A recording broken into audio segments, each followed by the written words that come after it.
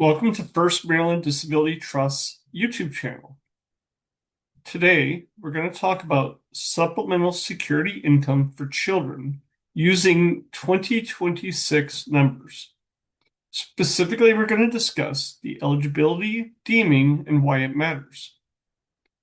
Supplemental Security Income, SSI, for children is one of the most misunderstood benefit programs we see families struggle with.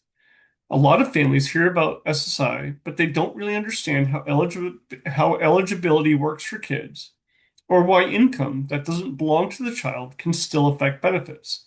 So, today I want to walk through who qualifies, what deeming is, and why it matters, using the numbers for 2026.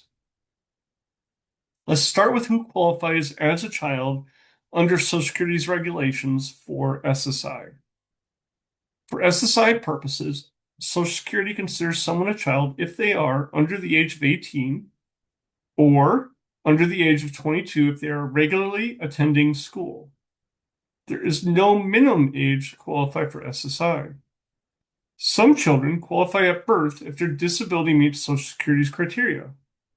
If a child is approved, Social Security will reevaluate them under adult disability rules when they turn age 18 or if they're still in school, 22. So how does Social Security evaluate disability in a child, in children? Because children usually are not working, Social Security does not look at work history. Instead, they focus on whether the disability significantly limits daily activities. This includes things like communication, mobility, learning, self-care, and behavior.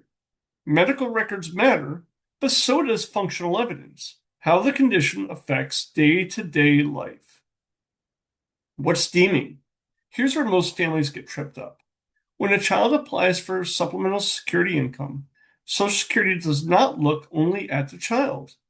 They also look at parental income and assets through a process called deeming. The idea is that parents are expected to support their children, so some of the parents' financial resources are treated as available to the child. In 2026, the numbers you need to know for SSI is that the maximum individual benefit is $994 per month. Now, this is federal. Some states may supplement that. When deeming applies, Social Security will also use something called the child allocation amount.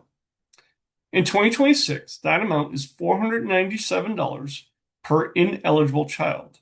These numbers drive the entire calculation. How does it work? Well, big picture, Social Security starts with parental income. They apply certain exclusions, they subtract the child allocation amount, then whatever income remains is divided in half, and that final number is deemed to the child. How does deeming affect SSI payments? Well, if the deemed income is less than $994, the child may receive a reduced SSI payment. If the deemed income exceeds $994, SSI may be reduced to zero for that month. But the next part is important. This does not mean a zero payment does not automatically mean you have lost SSI eligibility.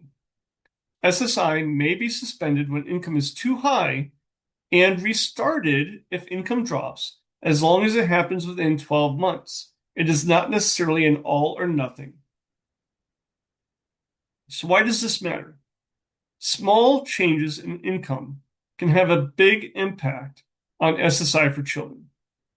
Understanding deeming early helps families plan, avoid unnecessary denials, and reduce surprises when incomes change from year to year.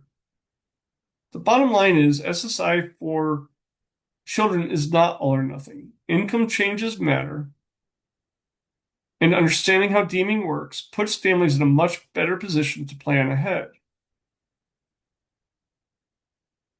First Maryland Disability Trust is here to point you in the right direction of professionals. We ourselves cannot provide legal advice, and we cannot help you determine whether or not your child meets the deeming rules. We are here to make sure you're aware of these rules and connect you with professionals if you're interested in following up. Thank you for watching. If you have not yet, please hit subscribe. New videos are released every other Thursday at 10 a.m. Eastern Time. If there's a question you would like answered or other suggestions for our show, please email me, ejorgensen@firstmdtrust.org or info@firstmdtrust.org.